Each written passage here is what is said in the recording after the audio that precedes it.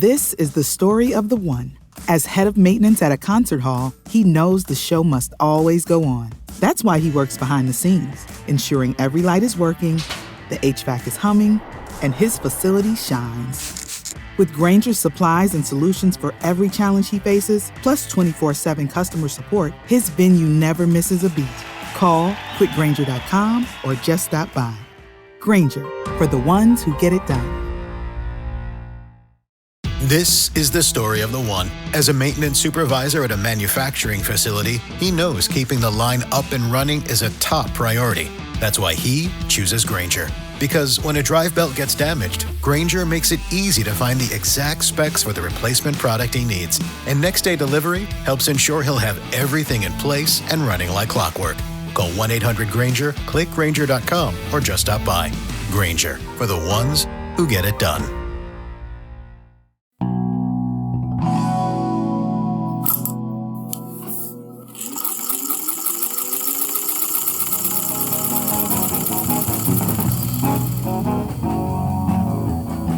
Welcome back to Used to Sew, a podcast about sewing machines, sewing history, and sewing culture in the past and present.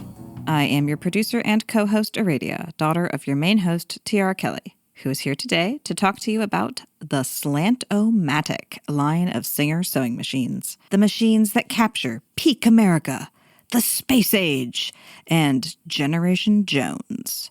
The last of the good singers, including the anachronistically named Rocketeer. This episode is a loving deep dive into the machine series that matches TR most in age and just era-specific vibes, starting with the 401A in the 1950s and ending with the 500A in the early 60s. We connect back to our slant needle machine episodes, reflect on the geopolitics of putting tailfins on domestic appliances, and discuss how the dominance of synthetic fabrics demanded new utilities from sewing machines. We've also got a bit of an update on some sewing room adventures at the end, and of course I have to remind you of the fact that we've added stickers to our offerings as a podcast. You can use the PayPal link in the description to send us $5, and we will send you a very nice sticker of the podcast logo. Welcome back to Used to Sew for another fun-filled week of sewing machines, sewing history, and sewing culture, and all the other weird things that connect to that and the great theme of our lives. I want to start off today with just a thank you. We have a new patron. We have a new contributor who also wrote us a cool fan letter. This is Chris Bear in Grinnell. Is it Grinnell or Grinnell, Iowa? I grew up in Council Bluffs, but I'm not quite sure where Grinnell is. Hello, TR and Aradia. I really love the podcast. I've recently jumped down the rabbit hole of restoring vintage machines. Welcome to the... I really appreciate all of the historic context. Yeah, a lot of people that don't even sew are saying they like that part. Friends now send me useless sewing machine trivia. I love this part about having a special interest or a hobby that I had this happen when I got a degree in geology, and I told everyone I was in geology, and now people send me cool pictures of rocks and landscapes, and they give me rocks, and it's just the coolest thing. It's very fun when people bring you the fun trivia. It's the penguin pebbling thing. Ooh, I saw a shiny and I thought of you. Yeah, exactly. And it's like, wow, that's a really sincere way to show someone you care about them is to share those weird little special interest niche things. So, Chris, we're glad you found us. We're in the club. You're in the club now. Chris also signed up to be a patron for $1 a month, and after 5 months, you will get a sticker in the mail of our cool logo. That's right, folks. For only $1 a month, you can support this podcast and get a cool sticker. Now, if you want a cool sticker, write meow, and you're already a patron, or you want another one. We have a new, slightly different sticker, a little bit larger. It's the same logo, and it says, used to sew at the bottom, and a cool picture of an old sewing machine. And then at the top it says a weekly podcast. Now you can get one of these stickers for $5, and I will mail it to you, and it will be addressed in my own freaking handwriting, which even though I'm Gen X, I won't subject the post office to cursive. Aww. So there will be a link for that where you can send $5 and we will send you a logo sticker for your laptop or your sewing machine case. Like you go to quilt class and you got that thing stuck on your case. Ooh, a podcast about sewing machines. Help us out, folks. Help us get more folks in the club. And then Chris also goes on here. I'm sure you already know this. No, I didn't. But the AC/DC Founding Brothers. Now, AC/DC is a really cool rock band they hit when I was in high school, and they were so cool. They rule. I liked their original vocalist better, but they still rule. But the two founding brothers, how did they name the band? They saw AC/DC on the back of their sister's sewing machine. A sewing machine helped give us one of the most iconic names in rock and roll. Isn't that funny? And he sent a link to the video where they talk about that. We could probably include that in the show notes too. That would be pretty fun. Oh yes, definitely have to include that citation. And for those of you who don't know AC/DC, they're a hard rock band from Australia. They're from Australia. I didn't know They that. are. You didn't know that? Oh, yeah. No, I like them because, of course, my stepdad made sure I was exposed to good, proper, hardcore rock and roll. Yeah. And none of this namby-pamby nonsense that millennials were getting subjected to. So I definitely listened to them a lot as a kid, but I never went on any kind of like lore deep dive into who they were. I just really liked learning how to headbang to, You Shook Me All Night Long or whatever. Yeah, that's a good one. Yeah. Highway to Hell. A lot of people know that one. Big Balls. Big Balls is a good one. Yeah. Back in Black. Back in Black. Yeah. So, yeah, they're from Australia. And down there, the sewing machines run on 220. I don't know what their DC is. Is it 12 volt or have they doubled that too? Is it 24? And where were they getting their sewing machines? Probably Kilbowie, because Australia was and still is pretty connected to the mother country, as are we. Hello to our Australian friends down there. I'm still hoping to visit Sydney in 2028, catch the eclipse on Bondi Beach. And of course, if you know of any good sewing machine shops or quilt places in Sydney, let me know. Well, that's really cool. Another fan. And then we went, when we were at our Pine Tree camp, Rady and I went to this group camp that we go to every year. And of course, we were talking about the podcast, and we got a whole lot more interested people. The camp is for people who are neurodiverse, have a lot of odd special interests. So, of course, we ran into some sewing machine people there. And if any of you are listening from Pine Tree Camp, hello, best camp ever. Yeah, so thank you, Chris, and thank you all of our patrons and everyone who's listening. We really appreciate all of your enthusiasm for our enthusiasm. Yeah, that's good. Yeah, let's just keep spiraling in on ourselves. Woo! I was talking to you the other day about, hey, do we have a list of all the topics and machines that we've covered? Because a year in now. Yeah, a year in. We're just about a year old as a podcast, which is kind of wild. Yeah. And it's like, did I already talk about that? Or I ran into somebody who was really interested in the Singer 101, and I couldn't remember which episode we did a deep dive on that, which was the Electricity Part 2 one. So I want to get a spreadsheet of all of our topics, and also I'm starting to want to make a list of all of our Patreons so we can just call them out and thank them randomly. Yeah, along with the music breaks and stuff. This section is brought to you by Bob. Bob is in London. Well, if you want to make that spreadsheet, you are more than welcome to. I have failed at making that spreadsheet. I tried and it did not go well. I have a different spreadsheet where I keep track of my publishing stuff, but the content tracking spreadsheet kind of flew like a lead balloon with my brain. You know, I think probably since I'm the one that comes up with most of the ideas and craziness here, and I should probably just take that on.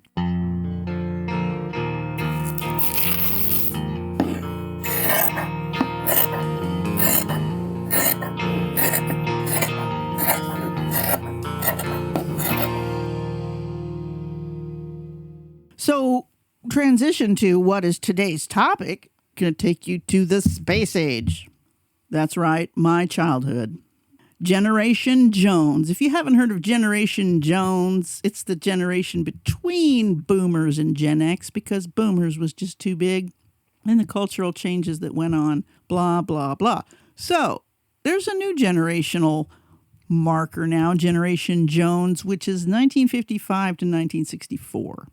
There were some great sewing machines being made during that time, and the other huge cultural shift at that time was, it's the space age.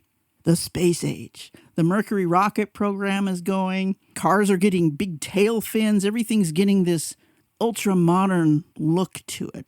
Well, Singer's a little behind. They came out with, I am going to be referring again to one of my favorite vintage websites, pungoliving.home.com. We're going to be talking about the 401A and the 500A, the Slant'Omatics, which were introduced in the late 50s and were built until the early 60s, like 1962, I think, was the last year.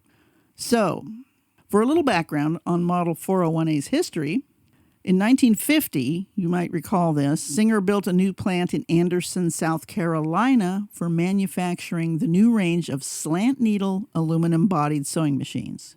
We touched on that when we talked about the 301. That was the first slant needle machine, and they built a whole new plant for it, and we're going to be making them out of aluminum instead of cast iron. Although the plant was officially opened in 1950, production did not start until 1951, and that was with the first 301s before they were even called 301A. The first 2 years of production were dedicated to the 301A slant needle straight stitch only sewing machine. The first 401A sewing machine began production in 1958 through 1960, so only 2 years. The Model 401A was the second slant needle sewing machine Singer offered. It had 18 built-in stitches, 18, and a rotating cam mechanism for extending the range of utility and decorative stitches by utilizing separate drop-in pattern discs. Except for the 24 available plastic pattern discs, there is no plastic anywhere in this machine's construction except the Bakelite cover pieces on the internal motor housing. Built with quality materials and tight manufacturing tolerances, these vintage machines are legendary for their build quality and are designed to last a lifetime with care and maintenance. It's two-tone, tan and beige, slant needle, 3 needle positions, adjustable foot pressure, twin needle capability, and the same horizontal full rotating hook assembly used in the 201. Okay, we're still building on our previous stuff here. And like the 201, the 401A has a powerful internal gear drive motor. Now, it's all different. It's the shaft sticks up. As you recall, the 201, the motor's on the back. It's the pop motor, like the 1591 and the 101 and the 201 all have that round thing on the back. Right. The 401A also has a gear drive motor, but the motor's inside the pillar of the machine, and the gear's a pinion gear sticking up. So, engineering doodah there, but it's also gear drive. A concealed lamp. The top cover is hinged, so you can put the different pattern discs in. Here's something I don't like about the 401A. The feed dogs do not drop, but Singer designed a 3-position lever on the machine bed that allowed the plate to lay flat for general sewing, lift slightly to clear the feed dogs, or raise the needle plate all the way off. So it was either you had your 3-position lever. I still remember the sound of this thing. All the way left is the throat plate is down against the bed of the machine. The center section, it raises it up so it's above the feed dogs. So instead of dropping the feed, you're raising the bed. Huh. And then Weird. The 3rd position all the way over, you can take the plate off and replace it with a straight stitch plate. Because there's that, straight stitch thing. Oh, right. Sure. The 401A, because it has the same hook system as the 201, it also uses the same bobbins and needles, the Class 66 bobbin and the 15x1 needle. Okay, so the 401A, here it is. 2-tone touring machine. Again, we're into the 2-tone thing here. In that line was also the 403 and the 404. The 404, they all look the same 2-tone, same throat plate lifter, all that stuff. 404 is straight stitch only. So really, it's a modern 201, a modern-looking 201. It's got gear drive, top drop-in bobbin, but it looks modern. But it's the same capabilities. I think the motor might even be a little stronger. The 403, which is between the two, I don't know why they do these numbers like this, but the 403 is straight and zigzag. Okay, so now it's okay. And then the 401A is the top of the line with 24 cams and 18 built-in stitches. Well, the built-in stitches are on a cam stack, and there's these 2 nested levers that you have to push and pull. It's not easy to operate this machine. It's a little intimidating to look at, and especially if it's been sitting for a long time, all that fine machining gets gummed up. A lot of times you'll find a 401A in a store, in a thrift store, and those pattern select levers are frozen. They just won't go. And you have to get up into the machine and degrease and devarnish all the stuff in there. Okay, this machine is not going to break a gear. We're all metal gears. Everything's metal in there. I've never seen anything actually physically break on a 401. But it does have a tendency for all that complicated mechanism in the top to get frozen up if it hasn't been used for a while. Look on YouTube for videos of how to do that. It's not tough. You can do it. Okay, so there that machine was. 2 years. Well, why did you do all that tooling for just 2 years of machine? Oh, no. It was just the precursor to the Slant'O'Matic 500A. This machine, a lot of you may know it as the Rocketeer. It was not given that name, even though it's from the space age and all that. The Rocketeer thing, okay, this is like, oh, it's a Rocketeer, it's a Rocketeer. Yeah, that nickname for the machine didn't come about until the middle 1990s when the movie The Rocketeer came out. Uh-huh. The Rocketeer movie has this guy wearing this cool helmet, and it looks like the sewing machine. It's got it's a tail fin, and it's all, it just has that space age look. So people started calling that sewing machine, the Rocketeer.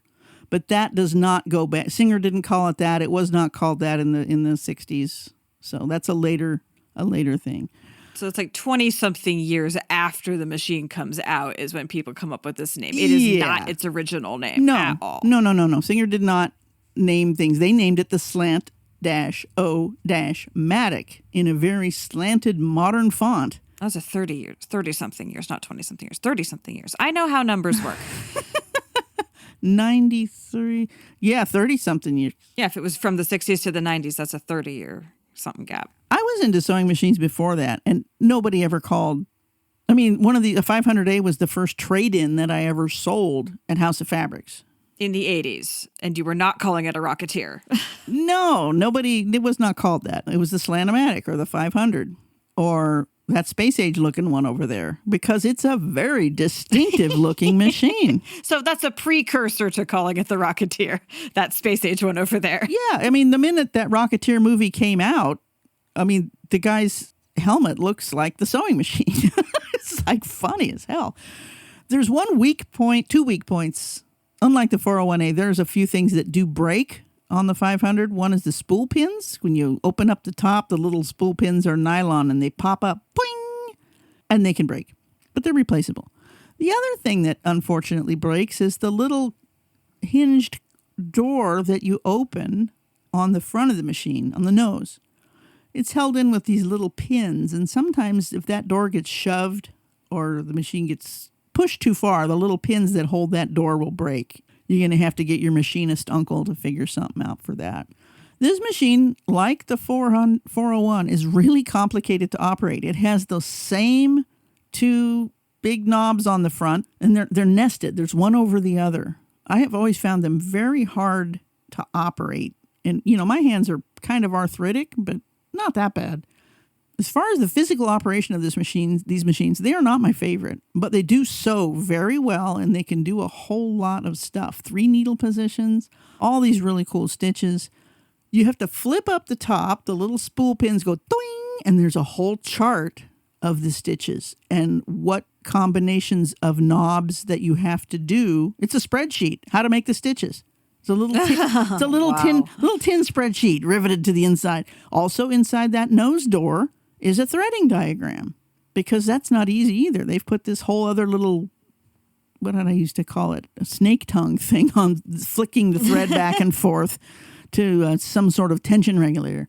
There's just a lot of stuff on this machine. But the cool thing, what you notice about it is when you look at it is like, damn, that looks like a 1958 Cadillac or something. It's got tail fins. It's got a stance like a bulldog. The styling department was very over-caffeinated when they designed this thing.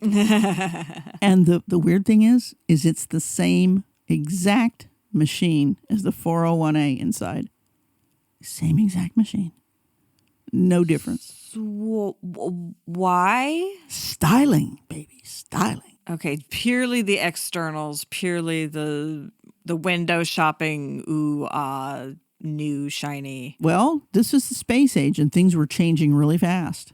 The 401A is very blocky and conservative looking, still modern compared to the old black Singer. But the styling of the 500 just screams space age. This is a time when fabric was decorated with little atomic things, little atoms and stuff.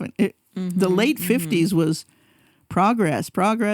So the cars, the sewing machines, the vacuum cleaners, the mixers, the toasters, everything was streamlined and tail-finned and chromed and space age. If I had enough room to have a 500 just to look at it, I can hear the twangy guitars now. That machine was when I was born, that was top of the line. 1962. That was the one. So if I have to get a machine that's like everybody has featherweights, I want to get one from my birth year. Oh, no. Nah, man, I want a 500 from my birth year. And when I step on the foot pedal, I want it to make V8 Buick noises. Wow. And people just didn't even care if it was the same machine underneath. It doesn't matter. The point is that, like, we put a man on the moon last week, so I need a sewing machine that looks appropriate this week. No, we haven't put that's in the energy. The men aren't on the moon yet. Right. Well, right. Not literally, but like we're moving that direction Yes. and everything's changing so fast that it doesn't even matter if the machine underneath is the same. The point is it looks like we're going to Mars next year. Yes. That's the goal here. Yes, and those darn Russians don't have anything this modern looking. Okay, this is the height of the Cold War. Oh, yeah, the cultural propaganda. Oh, that makes a lot of sense. So we're all, they got their satellite in space first with Sputnik, and they got Yuri Gagarin first to orbit the Earth before we got John Glenn up there. By God, we're going to make a better looking sewing machine. I mean, sometimes you just got to lead into your strengths. This is also the beginning of the real dominance of synthetic fabrics in sewing. Better living through engineering. And these machines could handle that. We still don't have reverse cycle stretch stitches, but we've got all kinds of variations of zigzags. And we're working up to the next machine in the 60s, which is where Singer really starts to lose it, which is the Touch and Sew series. So a lot of people consider the 500A was the last good Singer. Okay. Yeah. And it also came in a straight stitch and zigzag only thing, just like its little sister, the 400. So you had the 500, the 503, I think, which was just straight and zigzag, and the 504, which was only straight. I've never seen those. Usually if people wanted to go full space age, they bought the big guy. The 500A in a cabinet with all the trimmings and stuff was about half the price of a new car. Wow. And it would last for twice as long. Oh, my God. This is still a machine that's, like I said, all metal except for the motor housing, the part that keeps you from sticking your pins in the zzz part. And you don't see that. There's no plastic. Little spool pins, the little boing pop-up spool pins. Those are nylon, and they do break. That's the other thing I don't like about the machine. To sew with it, you have to have the top lid open, which I just think spoils the lines. It doesn't look as cool. I mean, you want it to look cool. It should look cool. You haven't, yeah. To me, the aesthetics of sitting down to a sewing machine, is it a color I like? Do I like to operate it? Does it sound good?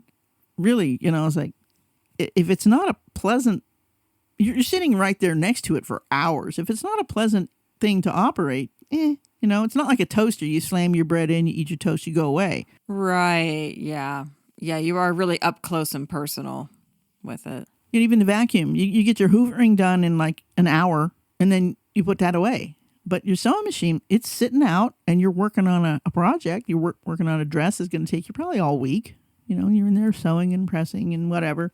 So it's a more intimately close appliance to you. Even the TV, it's across the room. Yeah. You know, and it's got to look cool for everybody. No, I mean, yeah, when you were bringing me my Davis, you asked me if I wanted to redo the decals because the decals on that one are really, really worn out. Like it only says Dav. Yeah. It doesn't even say Davis. It just says Dav. And I was like, no, I actually really like the charm of how worn out it is. Like that's what I want to look at. I want to look at myself being yet another person working on the wear and tear that is slowly wearing these decals away. But like that was a choice that I specifically made. That one has enough of the original decal work on the pillar though that it's really pretty. Oh no, it's a well-worn old worn flower. I don't know. It's very pretty. I like the level of wear. Yeah, Davis was known for their crappy finishes. So it's like, eh.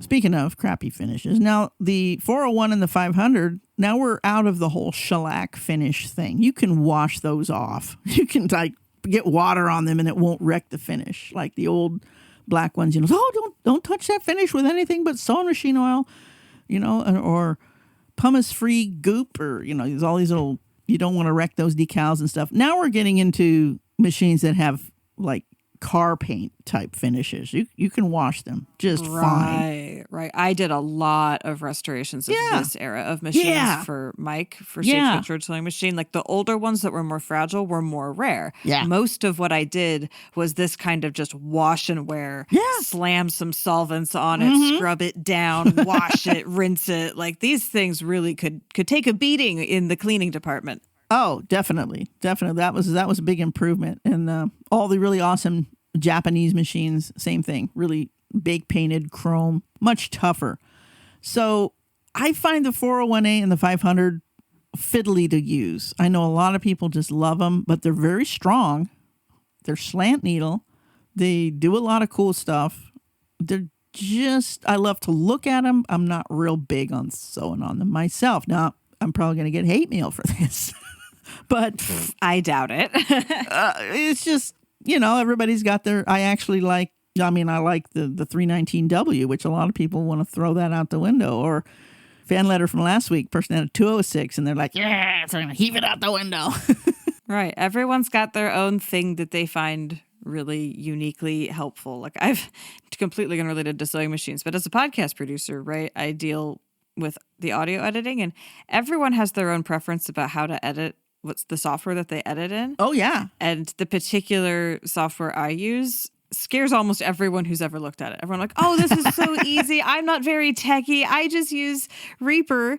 And people will go and open it up and just run away screaming. Like, absolutely not.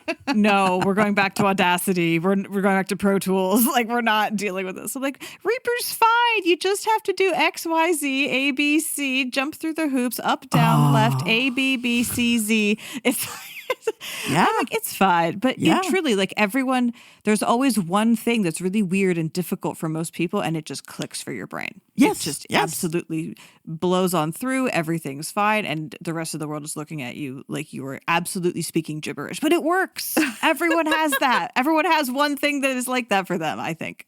And sometimes it's the weirdest little thing. Like I was sewing on my 301 last night. I was doing some quilt stuff.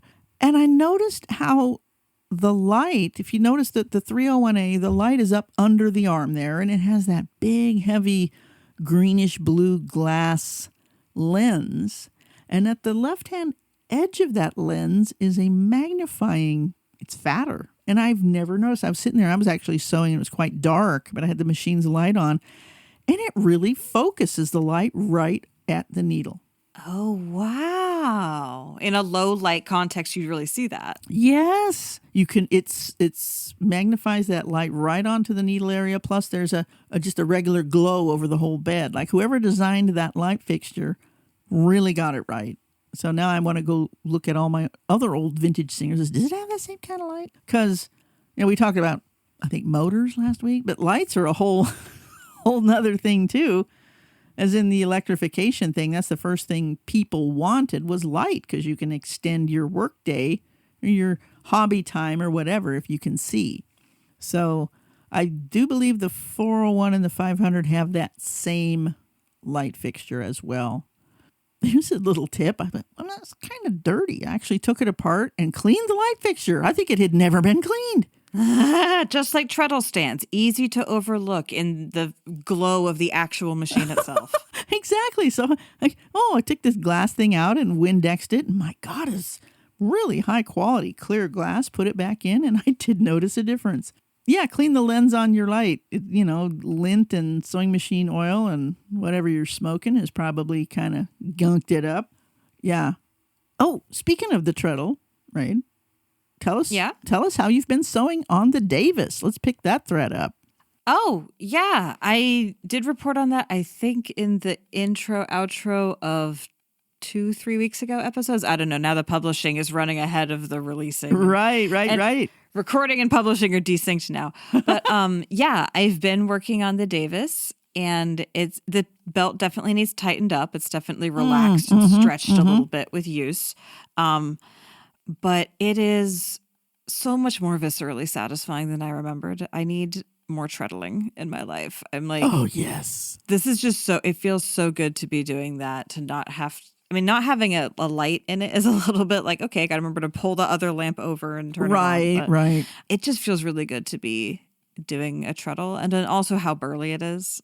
Treadle or not, just the sheer burliness of the Davis going through many, many layers is just, it's going to take me a long time to get tired of watching it just walker foot its way. It's cool. And every person I describe it to, I get really excited. I'm like, ooh, let me tell you about the Davis. It's so cool. And everyone looks at me like, okay, sure. Okay. And I tell them, and then they're just still blinking at me like, neat? I guess. There's so many people I tell they're just not sewers, and so they can't appreciate how trippy it is. The whole needle goes down. Like they try to follow my enthusiasm, and they're there for my enthusiasm, but it's hard to communicate the niftiness of that to someone who doesn't sew. It's like, okay, it's like you're chewing with one jaw. This is a normal sewing machine, and this one's like you're chewing with both jaws. Yeah, it's silly, but I'm imagining a lot of new projects that I can do. Like I'm looking at some fabrics that I have not felt confident to try to sew because I know that it's gonna, really stress Kenny out. And now I'm looking at those fabrics again, being like, well, Dave can definitely handle these. Let's put this to Big Dave. Yeah. So it's opening up some other materials that I've been hauling around for a while to feel like I could do that. I was stupid. You guys were gone the other night, and I thought, I'm gonna work on a sewing project. I bought a little freezer. It's a little 12-volt freezer that you can put in your car, but it need more insulation. So I thought I'm gonna sew an insulated sleeve to put this thing in. Leave the little fan part out, but the whole body of it where the coldness. Okay, I have some old Reflectix bubble wrap from a car windshield thing, and I've got some nice canvas, and I'm going to just make this cute little thing. So I got out the 319W because I'm all excited about that machine now. 6 broken needles later. Man, Dave was right there, man. Dave was right there, and Dave even has a size 18 and even size 19 needles available. Yeah, we got some honking needles up here. Here I am hacking away on the poor 319 with a size 14 because that's the biggest I've got. Aww. And I'm using my expensive actual 206 by 13 needles, and I'm like, but this machine's pretty and it sounds cool, but it wasn't the right machine for the job. That's the thing. Why do you have so many sewing machines? Well, because I sew a lot of different kinds of things. Like, would you ask, why do you need more than one saw? Well, I need a table saw, I need a skill saw, I need a coping saw, I need a jigsaw. There's a lot of tools because there's a lot of jobs. So the 319W is not the machine to sew really heavy stuff. It just, no, I'm going to save that one for all that cool decorative stuff that I've been doing with it. And like you, I said, wait a minute, this isn't right. Oh, I had the wrong foot on. If you're going to do decorative stitches, make sure you got the foot that has the little channel in the bottom for that thread to move through. Otherwise, it's going to pack up, right? So much stuff to keep learning. But yeah, I could have sewn that freezer sleeve on Dave. Just It saved all those needles. Live and learn. I mean, I've been sewing 50 years and I'm still learning stuff. And you can correct me on anything because I'm willing to be wrong. I'm willing to be wrong. It doesn't threaten me one bit if you say, well, why did you do? Well, because I didn't know any better. You know, I wanted to use that machine. I wanted to use that machine because it's pretty. Well. So I put away that machine and I got out the 301 because I had a size 18 needle for that. Bam, bam, bam, bam. All right. So the Dave still would have been better, but the 301 did finish the project. And then I went on to sew a whole bunch of little half square triangles because I needed to not think. Not thinking, but sewing is definitely good. Yeah, moving the hands about the fabric, you know.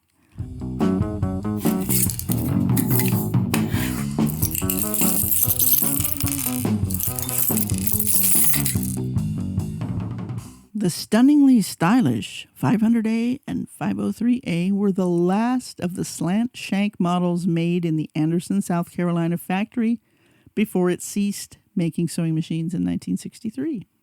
That factory was only open for 12 years. Wow. Can you imagine building a factory, a whole factory with foundries and casting and everything? And 12 years? And to only make the 301, 401, and 500 series machines were the only ones that were made there. That seems like such a loss, such a waste. It seems like such a loss, you know? And so, yeah, where did they, when we pick up with the touch and sews, did they move the factory back to New Jersey? You know, what's going on with, it just seems like a huge waste. Like, why would you do that? There had to be some politicking involved. Hey, we'll give you guys a tax break if you build a factory down here. Da, da, da, da. You know, Singer was that big of a factory that they could do stuff like that. But like that must have tanked the local job. Everyone had like a decade of awesome new jobs, and then yoink, rug out from under feet. Remember the Davis story where they moved from Watertown to Dayton? Me of. Exactly. So we don't know why. That Anderson, I mean, this is like, oh, what happened there? I don't know. It was the space age. Technology was going crazy. There was a lot. I mean, I was born at peak America, capital A. The early 60s. I mean, if you were white, middle class, working class, even just, I mean, anybody, if you were white, could get a job, could buy a home. You know, it was that time. Sewing machines, vacuum cleaners, the post-war economy was just cranking stuff out. Everybody had a job. Factories were everywhere. America was sending things all over the world.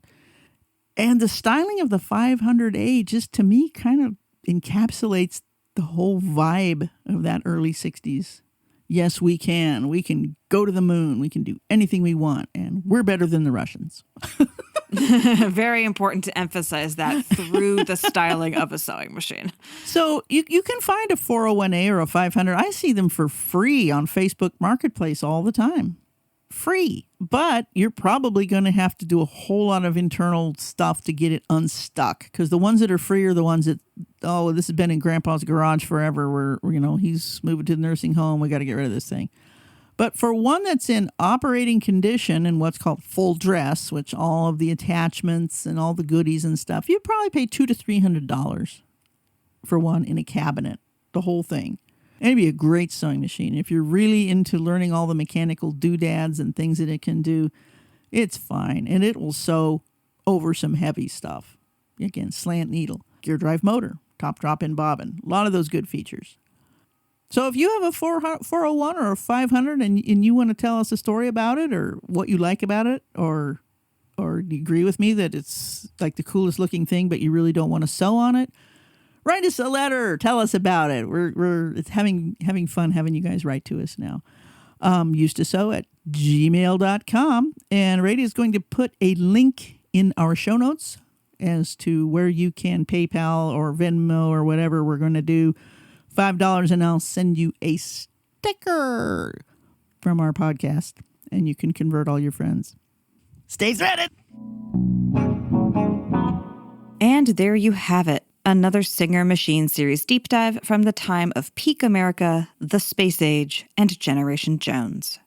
We've talked about the last good singer, the correctly, if anachronistically named, Rocketeer, as well as its 400 series siblings who were more like clones. My experience with different machine finishes was put into new context. I added a few more sound effects than usual, and we gave you an update on adventures in the sewing room. I really enjoyed these episodes that provide a super narrow microcosm of U.S. history that I can then map onto my broader continuing self-education of why the world is the way it is, especially when TR has personal experience to weigh in with. I enjoy her enjoyment of machine engineering, but my personal interest is more in the stories that connect people and machines and places. It's a very fun intersection of interests to work with as a podcaster, and we're so glad that you, the audience, are enjoying it too. As a reminder, we have stickers for sale via a PayPal link in the show notes. And we are unofficially sponsored by Stagecoach Road Vintage Sewing Machine, who do repairs and restorations. You can follow us on Facebook, Instagram, and YouTube. And you can support us by sharing the podcast with your friends, and also with money at patreon.com/used2sew. Thank you for listening to us here at Used to Sew. We always welcome your additions, corrections, and feedback in general. Please reach out to us via email at used2sew@gmail.com. Used to Sew is a production of Fox and Raven Media. For more podcasts from Fox and Raven Media, visit our website at foxandravenmedia.com.